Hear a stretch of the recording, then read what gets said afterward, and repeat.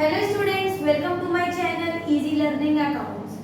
आज हम cash flow statement की सेकंड एक्टिविटी पढ़ेंगे जिसका नाम है cash flow from investing activities. Last 3-4 video से हमने cash flow from operating activities को पढ़ा और सिस्टमैटिकली क्रोनोलॉजिकल ऑर्डर में मैंने आपको बताया कि 1 to 1 हम क्या-क्या चीजें नोट करते हैं। अगर क्वेश्चन में है तो उसको पुट करते हैं फॉर्मेट में और अपना पहली एक्टिविटी का आंसर निकालते हैं जिसका नाम था cash flow from operating activity, जो बेसिकली हमारे current assets and current liability के ट्रांजैक्शन पर बेस्ड होती है। आज हम सेकंड एक्टिविटी पढ़ेंगे जिसका नाम है cash flow from investing activities. It is ascertained by analyzing the change in the fixed assets and long term investment in beginning and end of the year। मतलब जितने भी हमारे फिक्स्ड एसेट्स या फिर लॉन्ग टर्म के investments हैं उनको ascertain करने के लिए जो हम एक्टिविटी पुट करते हैं उसका नाम है cash flow from investing activities. बेटा इसमें सारे फिक्स्ड एसेट्स चाहे वो टेंजिबल हो इनटेंजिबल हो, उनकी परचेज सेल सारी चीजें आ जाती हैं। Even rent receive, dividend receive, interest receive, ये सारे पॉइंट्स भी आ जाते हैं। और इस तरह से जो हम फॉर्मेटिंग करते हैं उसको कहते हैं cash flow from investing activities. Basically ये लॉन्ग टर्म एसेट्स या फिर फिक्स्ड एसेट्स के ट्रांजैक्शन को एसरटेन करता है और उसके इनफ्लो और आउटफ्लो को शो करता है। राइट, अब क्या होता है बेटा, वेरियस अकाउंट्स आर प्रिपेयर्ड।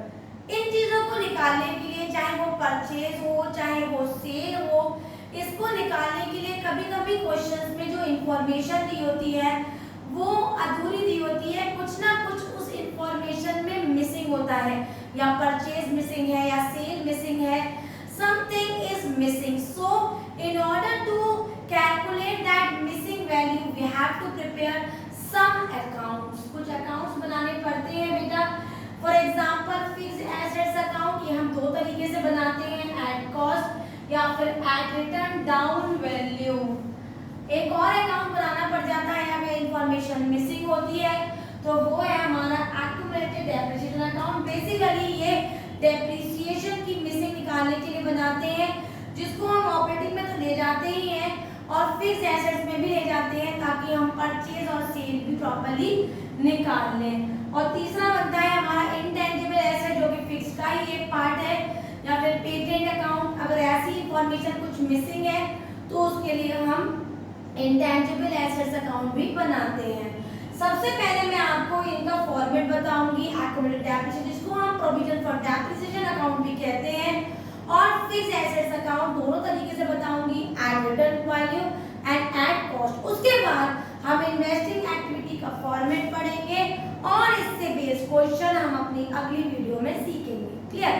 तो सबसे पहले हम अब सीख रहे हैं बेटा the format of fixed assets account, जो वर्किंग नोट होती है if some information like purchase sale is missing in the question while we are preparing the cash flow from investing activities। तो क्योंकि ये एसेट्स अकाउंट है तो याद करिए वो दिन जब हमने क्लास 11th में डेप्रिसिएशन का चैप्टर पढ़ा था तो उसमें हम ये दोनों ही अकाउंट बनाते थे, provision for depreciation account and the fixed assets account. तो अकाउंट की स्टार्टिंग हमेशा ओपनिंग बैलेंस से होती है जो कि हमेशा डेबिट साइड आता है, तो ये आ जाएगा यहाँ पर हमारा क्वेश्चन में से ओपनिंग बैलेंस। राइट, उसके बाद बेटा जो हमारा क्लोजिंग बैलेंस होगा क्वेश्चन का उसको हम बाय बैलेंस सीडी से क्लोजिंग बैलेंस यहाँ पर दिखा देंगे। ठीक है बेटा, क्लोजिंग बैलेंस और ओपनिंग बैलेंस दिखाने के बाद अगर क्वेश्चन में सेल दे रखा है तो क्वेश्चन में बाय बैंक अकाउंट से यहाँ पर आएगा सेल। उसके बाद हमारे डेप्रिसिएशन आती है बेटा, और उसके बाद आता है by loss on sale. Right, इधर के साइड हमारे जो दो आइटम्स आते हैं बेटा, एक तो आता है गेन ऑन सेल, वो इन दोनों में से कोई एक होगा, या तो लॉस ऑन सेल होगा या फिर गेन ऑन सेल। राइट, और एक और वैल्यू आती है यहाँ पर टू बैंक अकाउंट जिसको हम बेसिकली बैलेंस करते हैं परचेज से, और दोनों साइड हमारे इक्वल आ जाते हैं। तो फॉर्मेट में हमने डेबिट साइड पे क्या क्या चीजें देखी बेटा, opening balance, gain on sale और टू बैंक परचेज। और क्रेडिट साइड में देखा हमने बाय बैंक जिसमें हमने लिखा सेल, उसके बाद bye depreciation, by loss on sale और बाय क्लोजिंग बैलेंस। इनमें से जो भी चीज मिसिंग है उससे बैलेंसिंग करेंगे और कंसर्न जगह पर पहुंचा देंगे, वो मैं अभी फॉर्मेट में बताऊंगी। लॉस और प्रॉफिट या फिर डेप्रिसिएशन, इन चीजों को तो हम पहले ही ऑपरेटिंग एक्टिविटी में कहाँ शो करते हैं वो सीख चुके हैं। बेसिकली हमारा पॉइंट होगा परचेज का और सेल का, जिसको हम अपनी इन्वेस्टिंग एक्टिविटी में ले जाएंगे। क्लियर? अगर यही फॉर्मेट बेटा हमारा एट कॉस्ट की वैल्यू से बनाना है, अब बच्चे को कैसे पता कि एट कॉस्ट है, तो अगर क्वेश्चन में डेप्रिसिएशन की जगह पर एक्यूमुलेटेड डेप्रिसिएशन गिवन है तो हम डेप्रिसिएशन की जगह पर बाय एक्यूमुलेटेड डेप्रिसिएशन दिखाते हैं, तो यही फॉर्मेट हमारा एट कॉस्ट से बन जाता है। क्लियर है? कोई ज्यादा डिफरेंस नहीं है, ओपनिंग और क्लोजिंग सेम जगह पर, लॉस और गेन सेम जगह पर, परचेज और सेल भी सेम जगह पर बेटा, और बस डेप्रिसिएशन की जगह पर एक्यूमुलेटेड डेप्रिसिएशन हो जाता है। और आप सब जानते हैं एक्यूमुलेटेड डेप्रिसिएशन का दूसरा नाम होता है प्रोविजन फॉर डेप्रिसिएशन, और इसका मतलब होता है जो एसेट्स हमारी बिकी पूरी लाइफ टाइम कितना डेप्रिसिएशन देके गई और कितना वैल्यू उसने हमें डेप्रिशिएट का टोटल किया, उस total of all the depreciation is known as provision for depreciation, that means accumulated depreciation. Right? एक और अकाउंट हमारा बनता है जिसको हम एक्यूमुलेटेड डेप्रिसिएशन अकाउंट कहते हैं। इसका दूसरा नाम प्रोविजन फॉर डेप्रिसिएशन अकाउंट है।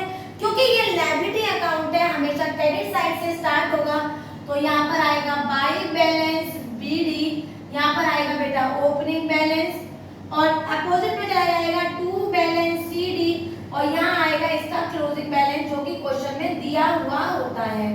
एक पर्टिकुलर एसेट्स का जो डेप्रिसिएशन है, एक पर्टिकुलर एसेट्स का जो डेप्रिसिएशन क्वेश्चन में दे रखा है, वो टू एसेट्स के नाम से यहाँ पर हम शो करेंगे।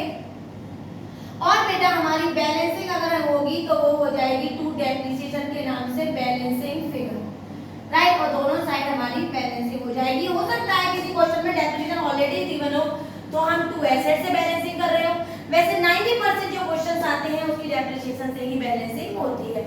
ये दोनों हमारे अकाउंट थे जिसका नाम था fixed assets account and accumulated depreciation account. एक और अकाउंट मैंने आपको बताया इंटेंजिबल, उसके लिए मुझे अलग से बताने की कोई जरूरत नहीं है। इंटेंजिबल का ओपनिंग बैलेंस हम कंसर्न साइड पे दिखाएंगे डेबिट साइड, क्लोजिंग बैलेंस दिखाएंगे कंसर्न साइड पे, और रिटर्न डाउन वैल्यू या return value of the asset, that intangible assets की जो रिटर्न वैल्यू होती है उसकी घटती हुई कीमत, उसको हम हमेशा सेल की जगह पर दिखाएंगे, और लॉस और प्रॉफिट सेम जगह पर आएगा बेटा, और कोई भी अंतर नहीं होगा। राइट? तो ये वो अकाउंट्स थे। अब हम देखेंगे format of cash flow from investing activities. तो देखते हैं, मैंने फॉर्मेट बनाया हुआ है बेटा cash flow from investing activities को। ध्यान रखिएगा ये फॉर्मेट कैश फ्लो का नहीं है, मतलब कैश फ्लो का है, लेकिन एक पॉइंट या first point cash flow from operating activity का मैं ऑलरेडी आपको वीडियो में पढ़ा चुकी हूँ, इसलिए मैंने केवल सेकंड पॉइंट दिखाया है। जिस पॉइंट पर मेरे फर्स्ट सेकंड और थर्ड तीनों एक्टिविटी कंप्लीट हो जाएगी, वहां पर हम कंप्लीट क्वेश्चन पढ़ेंगे कैश फ्लो फ्रॉम स्टेटमेंट का। राइट?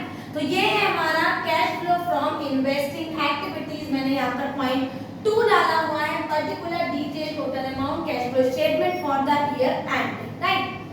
सबसे पहले वाला जो हमारा पॉइंट आता है वो होता है बेटा proceed from sale of fixed. Second है हमारा proceed from sale of investment, ये भी हमारे फिक्स्ड एसेट्स होते हैं।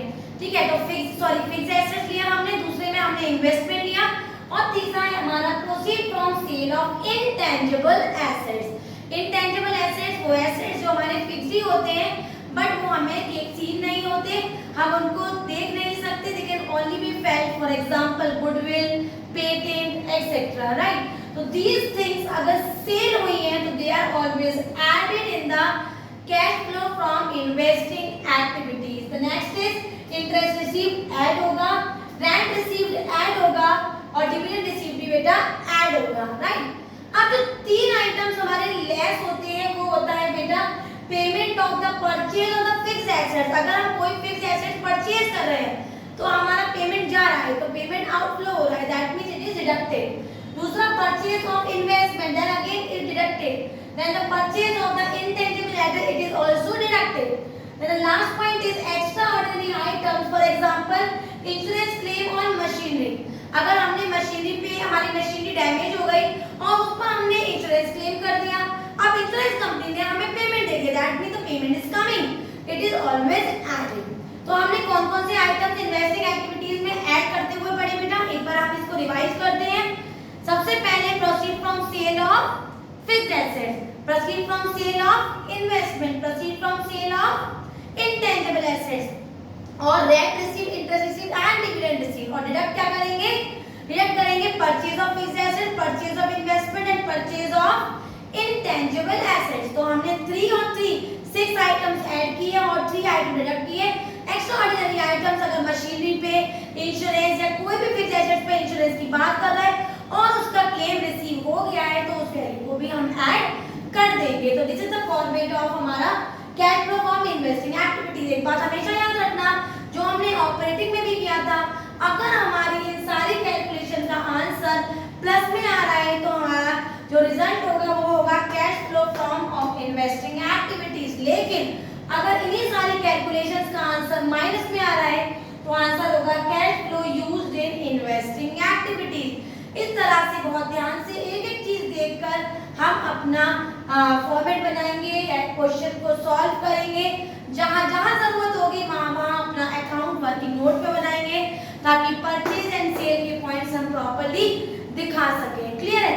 अगर आपको ये वाले सारे पॉइंट्स बेटा क्लियर हो गए हो तभी आप अगली वीडियो समझ पाएंगे, क्योंकि मैं अगली वीडियो में आपको न्यूमेरिकल कराऊंगी, a complete numerical of learning the cash flow from investing activities. Right? तो वीडियो को लर्न करिए, अच्छी तरह समझिए ताकि अगली वीडियो आपको अच्छे से क्लियर हो जाए.